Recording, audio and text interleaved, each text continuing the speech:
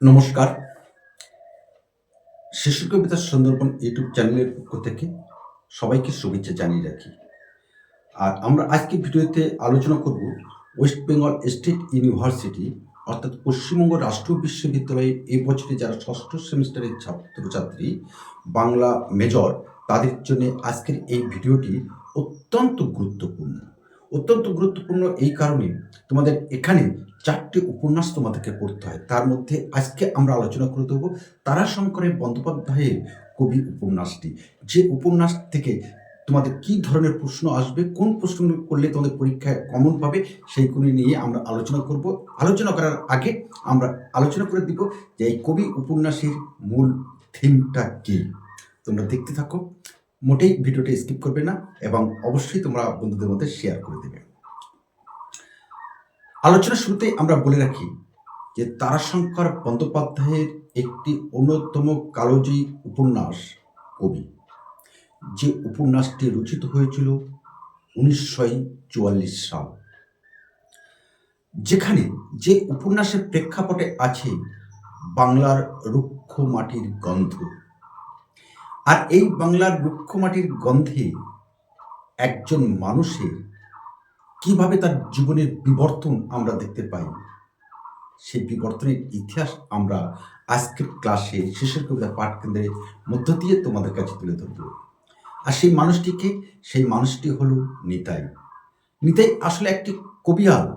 আর এই কবিয়াল থেকে সে কিভাবে কবি হয়ে উঠল, তার এই যে বিবর্তনের ইতিহাস, তাদের সত্তা, বিবর্তনের যে সত্তা, সেটাই আমাদের আজকের আলোচ্য বিষয়। অর্থাৎ 3টি জিনিস এর মধ্যে তোমরা পেয়ে যাবে প্রশ্নের উত্তর।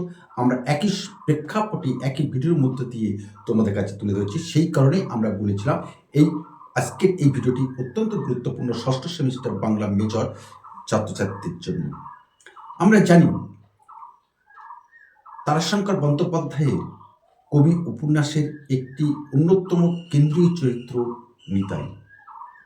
তার জীবনে বিভিন্ন সময়ে বিভিন্ন প্রবাহে নানা ঘাত প্রতিঘাত তার জীবনে আছড়ে পড়েছে। আছড়ে পড়লেও তার মূলত পেশা কবিয়াল। আসলে আমরা অনেকেই আমাদের যে জাতগত ব্যবসা, জাতগত পেশা, আমাদের পরিবারের, আমাদের বংশের, সেই পেশা থেকে আমরা অনেকেই ছিটকিয়ে বেরিয়ে আসতে চাই। সেই কারণে কথায় বলে না, গোবরেও পদ্ম ফুল ফোটে। আসলে এই নিতাইয়ের জন্ম একদম নিম্ন স্তর মানুষের, যে সকল কর্মের সাথে যুক্ত থাকে, যাদের মধ্যে শিক্ষা দীক্ষা থাকে না, বা থাকলেও যারা এই সমাজের নানা অপকর্মের সাথে যুক্ত, অর্থাৎ চোর ডাকাত, এরূপ একটি বংশের সন্তান আমাদের নিতাই। আর সেই বংশের সেই পেশা থেকে আমাদের নিতাই বেরিয়ে আসতে চেয়েছিল। আমরা আলোচনা করব যে কবি উপন্যাসের নামকরণের সার্থকতা, নিতাইয়ের চরিত্রের বিবর্তন, নিতাই কিভাবে তার চরিত্রের বিবর্তনের পথে এগিয়ে গিয়েছিল, সেটাই আমরা আলোচনা করে দেব। আমরা যে কথা বলছিলাম যে একটা চোর ডাকাতের বংশের থেকে উদ্ভূত হয়েও, জন্ম নিয়েও, বড় হয়েও নিতাই কিভাবে সে কবিয়াল থেকে কবি হয়ে উঠল, জীবনের গভীর সত্যকে সে কখন উপলব্ধি করলো, কার মধ্য দিয়ে উপলব্ধি করলো, সেটাই আমরা আলোচনা করলে আমাদের আজকের যে প্রশ্ন, আজকের যে আলোচনার বিষয় সম্পূর্ণ পূর্ণাঙ্গ লাভ করবে। আসলে এই কবি উপন্যাসে আমরা দেখতে পাই যে নিতাইয়ের পেশা থেকে উত্তরণের একটা সহজ সরল, অথচ একটা কঠিন পথ, যে পথে আমরা দেখি নিতাই অর্থাৎ নিতাই চরণ এক চোর ডাকাত বংশে জন্মগ্রহণ করে সে বেরিয়ে আসতে চায় সেই পেশা থেকে। আর সেই পেশা থেকে সে বেরিয়ে এসে কবিয়াল হয়। আর যার কবিয়ালেদের প্রধান বৈশিষ্ট্য যে বিভিন্ন বিষয় নিয়ে গান বাঁধা। কিন্তু সবচেয়ে আশ্চর্যের বিষয়, এই কবিয়ালের মধ্যেও থেকেও সে কিন্তু বেরিয়ে আসতে চেয়েছিল। আর বেরিয়ে আসতে যখন সে পারল, তখনই তার মধ্যে এক গভীর জীবন সত্য, এক গভীর জীবন সত্য, এক গভীর জীবন দর্শন আমরা নিতাইয়ের চরিত্রের মধ্যে দেখতে পাই। আর যে জীবন দর্শন, যে জীবন সত্য, গভীর জীবন সত্য, এই নিতাইকে আমাদের কবিয়াল থেকে কবি হওয়ার পথে উত্তরণে নিয়ে চলে যায় আমাদের এই তারাশঙ্কর বন্দ্যোপাধ্যায় তার কবি উপন্যাসের মধ্যে দিয়ে। আসলে আমাদের নিতাই চরিত্রের মধ্যে, অর্থাৎ নিতাই এর কবি সত্তার মধ্যে নারী সত্তার যে পরশ আমরা এই কবি উপন্যাসে দেখতে পাই, যেখানে দেখি আমরা নারী ও প্রেমের ভূমিকা নিতাইয়ের জীবনে একটা ভীষণ গুরুত্বপূর্ণ কাজ করেছিল। একটা সময় তার প্রেমকে হারিয়ে, তার ভালোবাসার পাত্রীকে হারিয়ে, তার প্রেমিকাকে হারিয়ে বিমর্ষ হয়ে পড়ে আমাদের নিতাই। কিন্তু ওই যে বললাম, তার মনের যে অদম্য জেদ, যে তার পরিবারে, তার বংশের যে ধারাবাহিক পেশা, সে পেশা থেকে কিন্তু তাই সে বেরিয়ে আসতে চেয়েছিল। আর বেরিয়ে আসার পথে সেখানে তার জীবনে নানান ঘটনা একের পর এক প্রভাবিত হয়ে তার জীবনকে বলা যেতে পারে ছারখার পর্যায়ে উন্নীত করে দেয়। আর সেখানে আমরা দেখি বিশেষ করে বসন্ত বা বসন বা ঠাকুরজি, এই চরিত্র দুটি আমাদের কবিয়াল নিতাইয়ের চরিত্রের সঙ্গে একটা ওতপ্রোতভাবে যুক্ত হয়ে আছে পড়েছে। এখানে আমাদের নিতাইয়ের মধ্যে চরিত্রের মধ্যে দিয়ে একটা প্রেমের অনুভূতি এবং একটা সৃজনশীলতা, যে বহিঃপ্রকাশ আমরা নিতাইয়ের মধ্যে দেখতে পাই। আর যে বহিঃপ্রকাশের মধ্যে নিতাইয়ের জীবনের মধ্যে উঠে আসে এক গভীর জীবন দর্শন, যে জীবন দর্শনে থেকে নিতাই এর মুক্তি আমরা শুনতে পাই। কি সাংঘাতিকতা! আমরা অনেকেই জানি, অনেকে এই কাজে লিপ্ত থাকি, যে জীবন দর্শন আমরা দেখতে পাই। অবাক হয়ে যাবেন, এই নিতাইকে আমরা বলতে শুনি, কালো যদি মন্দ হয়, কালো যদি মন্দ হয়, কেশ পাকিলে কান্দ কেনে। কালো যদি মন্দ হয়, কালো যদি মন্দ হয়, কেশ পাকিলে কান্দে কেন। কি সাংঘাতিক কথা আমাদের নিতাইয়ের মধ্যে দিয়ে আমরা দেখতে পাই। এই কালো কথাটা কেন ব্যবহার করেছে সে কথাও আমরা বলবো, ভিডিওটা দেখতে থাকো। এই কালো, অর্থাৎ আমরা কালো মেয়ে দেখলে আমরা পছন্দ করি না, মুখটা ফিরিয়ে নিই। অথচ আমাদের এই মাথার চুল যে কালো, সেই কালোটা একটা সময় পরিপক্ক হওয়ার পরে সাদা হয়, তখন আমাদের মনের মধ্যে একটা দুঃখ, অনুশোচনা কিন্তু কাজ করে বলেই আমরা তখন ছটফট করি, মনের অন্তরে দুঃখ প্রকাশ করি। কখনো কখনো সেই সাদা পরিপক্ক চুলটা, সাদা চুলটা কালো করার কাজে আমরা ব্রতী হই। তাই আমার নিতাই মুখে শুনতে পাই, কালো যদি মন্দ হয়, তবে কেশ পাকিলে কান্দে কেন। আলোচ্য কবি উপন্যাসে আমরা এই গভীর জীবন দর্শন আমরা নিতাই চরিত্রের মধ্যে দেখতে পাই। তাছাড়াও দেখতে পাই এই নিতাইকে কিন্তু বলতে হয়েছে, জীবন এত ছোট্ট কেন। এই যে কেশ পাকিলে কান্দ কেন, এর পরেই কিন্তু নিতাই কিন্তু বলতে শুরু করেছে, জীবন এত ছোট্ট কেন। অর্থাৎ এই কম বয়সে এত সহজভাবে আমরা অকাল প্রয়াণের দিকে কেন এগিয়ে যাচ্ছি। এই জিজ্ঞাসা, এই দর্শন আমাদের নিতাইকে তাড়া করে বেরিয়েছে তার জীবন দর্শনের পথে। তবে সবচেয়ে আশ্চর্য ব্যাপার কি জানেন, এই কবি উপন্যাসে আমরা আশ্চর্যভাবে লক্ষ্য করলাম যে নিতাইয়ের জীবনের সবচেয়ে বড় ধাক্কা হলো বসন্ত বা বসন, এর অকাল মৃত্যু। আমরা আলোচনা শুরুতে বলছিলাম না যে নারীর চরিত্র, ঠাকুরজি আছে, বসন্ত আছে, এদের অকাল প্রয়াণ আমাদের নিতাইকে কিন্তু জীবনে তার একটা বড় ধাক্কা দেয়। আর এই ধাক্কা সামলানো কিন্তু সবার পক্ষে কখনই সম্ভব নয়। কিন্তু আমাদের এই যে কবি উপন্যাসের নিতাই, সেই ধাক্কা কিন্তু সে সামলাতে পেরেছিল। আর পেরেছিল বলেই গভীর জীবন সত্য থেকে সে পঙ্কিলতার মধ্য থেকে সে কিন্তু বাইরে আসতে পেরেছিল, তার কবির সত্তা জাগ্রত করতে পেরেছিল, তার কবির সত্তা বিকশিত করতে পেরেছিল।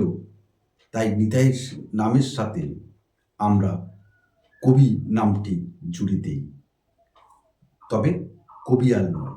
কারণ আমরা বলেছি কবিয়ালের কাজ আছে গান বাঁধা, আর কবির কাজ হলো গভীর জীবন সত্যকে তুলে ধরা। দুটো কিন্তু সম্পূর্ণ ভিন্ন বিষয়। আর এই গভীর জীবন সত্য, গভীর জীবন দর্শন যা কবিতার মধ্যে দিয়ে কাব্যাকারে আমাদের নিতাই কিন্তু তুলে ধরতে পেরেছিল।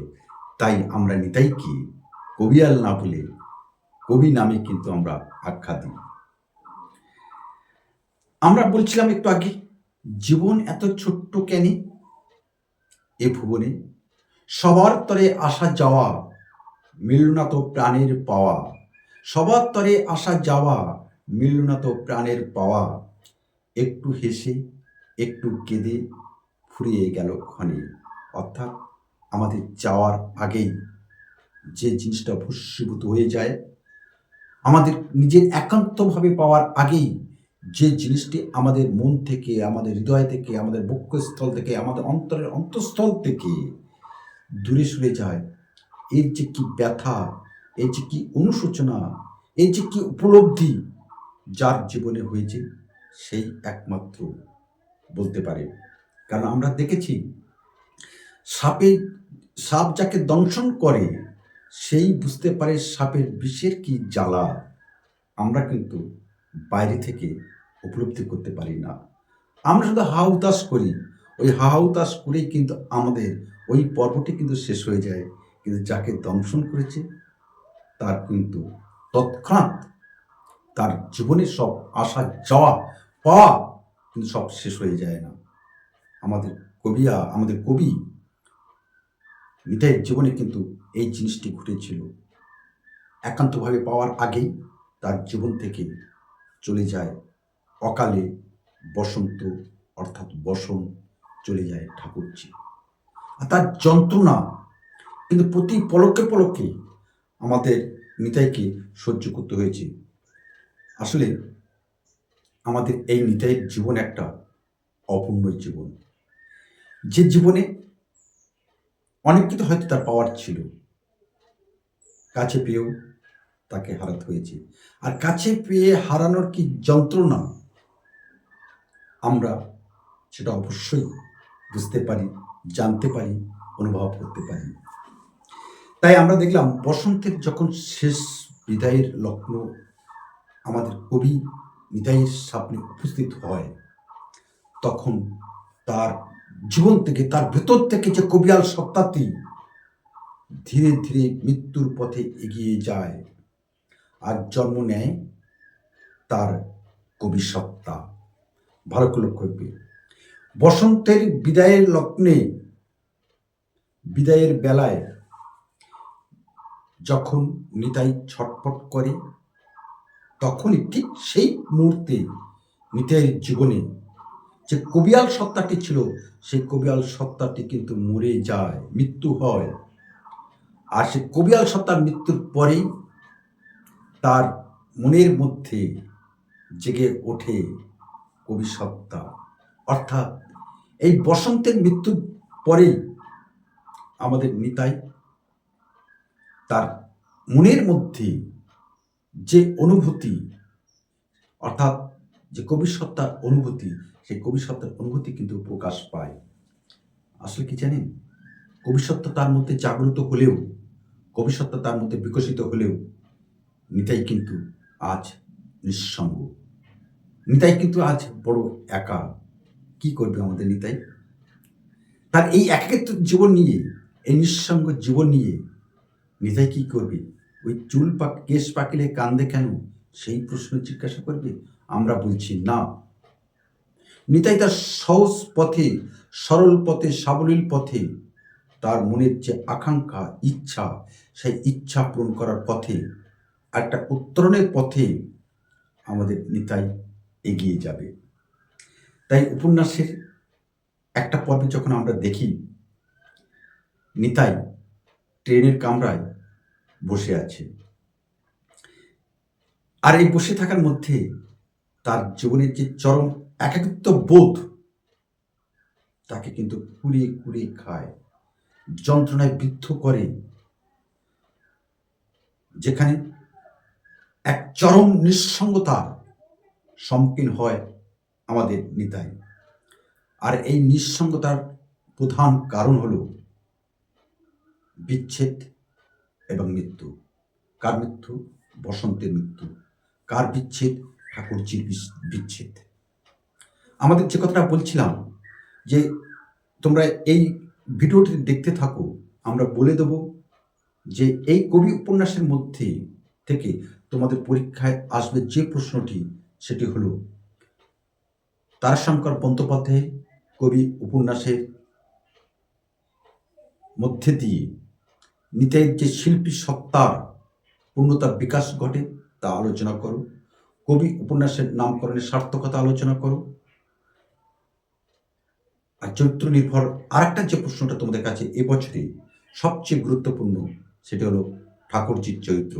গতকাল এক ছাত্রী, ক্যালকাটা ইউনিভার্সিটির এক ছাত্রী আমার কাছে কিন্তু এই ঠাকুরজির চরিত্রের যে নোটস আছে আমার কাছে কিন্তু চেয়েছে। আমরা নিঃসন্দেহে পাঠিয়ে দেব, অপেক্ষা করে থাকো। নিতাই আজকে সবকিছু হারিয়ে চরম নিঃসঙ্গতায় ভুগছে। আপন বলতে তার এই পৃথিবীতে এই মুহূর্তে কেউ নেই। যেখানে নিতাই তার জীবনে, তার জাগতিক জীবনে যাবতীয় বন্ধন থেকে আছে মুক্তি। কেন? একদিকে বিচ্ছেদ, একদিকে মৃত্যু। বসন্তের মৃত্যু, ঠাকুরজির বিচ্ছেদ তার জীবনে একটা হাহাকার পর্যায়ে নিয়ে চলে যায়। আর এটি উপলব্ধি করেন গোটা পাঠক সমাজ নিতাই যখন ট্রেনের মধ্যে একা বসে থাকে। আসলে নিতাইয়ের জীবনে আজকে অবশিষ্ট বলতে আর কিছু নেই। আর যেটুকু আছে বোধহয় তার আর মরণ হবে না। ওই যে আমরা পড়েছিলাম, আমি আগুনের মধ্যে থেকে বেরিয়ে এসেছি, যেটুকু আছে আমি আগুনের মধ্যে থেকে বেরিয়ে এসেছি, যা পোড়ার তা পুড়ে ছাই হয়ে গেছে, আর যেটুকু আছে তার আর মরণ নেই। অর্থাৎ আমাদের নিতাই এই যে তার কবিয়াল থেকে কবি হওয়ার যে শিল্প সত্তা জাগ্রত হয়েছে বসন্তের মৃত্যুর পর, বিকশিত হয়েছে তার কবি সত্তা, অর্থাৎ কবিয়াল থেকে আমাদের কবি সত্তার উত্তরণের পথে কিন্তু এগিয়ে গেছে, যেখানে তার জীবনের বিচ্ছেদ, তার জীবনে যে মৃত্যুর ঘটনা, সব কিছুই কিন্তু কাব্য আকারে আমাদের নিতাই তার জীবন দর্শনের পরিচয়ের মধ্যে দিয়ে তুলে ধরেছেন আলোচ্য উপন্যাসে তারাশঙ্কর বন্দ্যোপাধ্যায়। যে কারণে এই নিতাই চরিত্রটি আমরা বলতে পারি এই আলোচ্য উপন্যাসে এক ট্র্যাজিক চরিত্র। অনেক কিছু সে পেতে পারত, অনেক জেদ, অনেক আশা আকাঙ্ক্ষা এই নিতাইয়ের মধ্যে কিন্তু ছিল, কিন্তু সব কিছু পেয়েও কিন্তু নিতাই সব হারিয়ে ফেলেছে। নিতাই আজ নিঃসঙ্গ এক পথিক, যে পথিকের পায়ে পায়ে সামনে এগিয়ে যাওয়ার আজ বোধ হয় কেউ নেই। আমরা শেষ করব, ভিডিওটা বড় হয়ে যাচ্ছে তোমাদের, তাহলে তোমরা শেষ যখন লিখবে এইভাবে লিখবে তোমরা। পরিশেষে আমরা বলতে পারি যে তারাশঙ্কর বন্দ্যোপাধ্যায় এই কবি উপন্যাসে নিতাই চরিত্রটি শুধুমাত্র একটি চরিত্র হিসেবে তুলে ধরেননি, বরং আমরা বলতে পারি তার শিল্পী জীবনে, তার শিল্প জীবনের এক চরম ট্র্যাজিক বিষয় নিতাই চরিত্রের মধ্যে দিয়ে তুলে ধরেছেন। আমরা বলছিলাম তার ট্র্যাজিক জীবনটা শুরু হয় বসন্তের মৃত্যু এবং ঠাকুরজির বিচ্ছেদের মধ্যে দিয়ে। এই ট্র্যাজিক বিষয়টি কিন্তু তারাশঙ্কর বন্দ্যোপাধ্যায় তার কবি উপন্যাসের মধ্যে দিয়ে নিতাই চরিত্রের বিবর্তনের মধ্যে দিয়ে তিনি তুলে ধরেছেন। যেখানে কবিগান গাইতে গাইতে নিতাই যেভাবে জীবনের পরম সত্যকে, পরম দর্শনকে সে উপলব্ধি করতে পেরেছে, তার মাঝে নিতাই আজ নিজেকে খুঁজে পায়। অর্থাৎ চরম ট্র্যাজিকের মধ্যে দিয়ে নিতাই নিজের জীবনের মূল্য সে বুঝতে পারে। তার নিঃসঙ্গতার মধ্যে দিয়ে সে খুঁজে পায় তার কবিত্ব সত্তা। আর এখানে আমরা বলতে পারি, নিঃসন্দেহে বলতে পারি যে তারাশঙ্কর বন্দ্যোপাধ্যায় এই গ্রন্থের যে নামকরণ করেছেন, কবি নামকরণ করেছেন, অবশ্যই সেই নামকরণের সার্থকতা চরমভাবে প্রস্ফুটিত হয়েছে। এ কথা আমরা নিঃসন্দেহে, নিঃসংকোচে প্রমাণ দিয়ে বলতে পারি। আশা করি এই স্বল্প সময়ের ব্যবধানে আমরা আজকে শেষের কবিতা পাঠ কেন্দ্রে এই কবি উপন্যাসের যে মূল প্লট, মূল পটভূমি, মূল বিষয়বস্তু, নামকরণ এবং নিতাই চরিত্রের যে বিবর্তন, বিষয়টি নিয়ে আলোচনা করলাম। আশা করছি তোমাদেরকে আমি বোঝাতে সক্ষম হয়েছি। আর যদি সক্ষম হই, অবশ্যই আমাদের চ্যানেলটি সাবস্ক্রাইব করে আমাদের পাশে থাকবে এবং বন্ধুদের মধ্যে অবশ্যই শেয়ার করে দেওয়ার বিনীত আবেদন রইল। সকলে ভালো থাকো, সুন্দর থাকো, পড়াশুনো করো। কোনো রকমভাবে অসুবিধা হলে নিঃসন্দেহে আমাকে নিঃসংকোচভাবে বলবে। আমি চেষ্টা করব তোমার পাশে দাঁড়িয়ে থাকার জন্যে। কারণ শেষের কবিতা সুন্দরবন ইউটিউব চ্যানেল সৃষ্টি হয়েছে এবং শেষের কবিতা পাঠ কেন্দ্র 1990 সাল থেকে সৃষ্টি হয়েছে একমাত্র ছাত্র পরিষেবা দেওয়ার জন্য। এটি কোনো ব্যবসায়িক বা প্রফেশনাল প্রতিষ্ঠান নয়। সকলে ভালো থেকো। নমস্কার।